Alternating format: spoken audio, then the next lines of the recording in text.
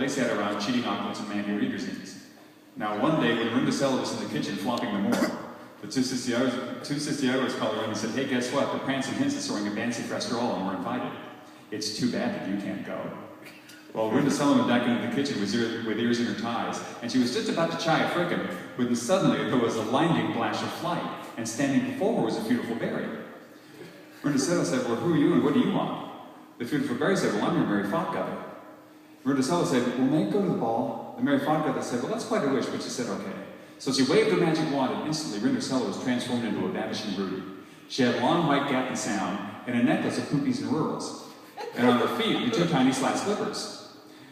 Well, the Mary Fotgutter said, "You may go to the ball, but you must promise to be home by midnight." So she was off. And pretty soon she casted the camel. That's came to the castle.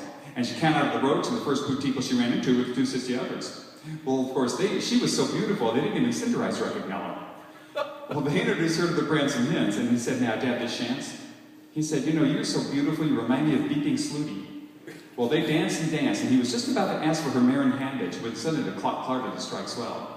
And Rindicella banned from the wall. But as she did, one of the tiny slat slippersets flipped from her soot.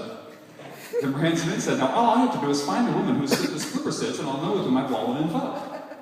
Well, the next day he went from house to house, and you can't turn that around. But then he came to the Sim where House Cinderella lived, and he knocked on the door. Well, who should answer but the two Sistiagos? Well, of course, their feet were too big. But then it was Rindicella's turn. The clipper pitted cervically. They were married and happily lived ever after. Now that's the end of the story of Rindicella, but you see there's a moral to the story. And that's that Rindicella never gave up. And as you go along the pathways of life, never gave up. Benjamin Franklin never gave up. Abraham Lincoln never gave up. Amelia Earhart never gave up. Oliver Twist. Who's he? You see, you don't know because he gave up. And always remember, that's a little stupid joke, but always remember this little philosophy. You see, some of our bubbles are trawl, and some of our smubbles are trig.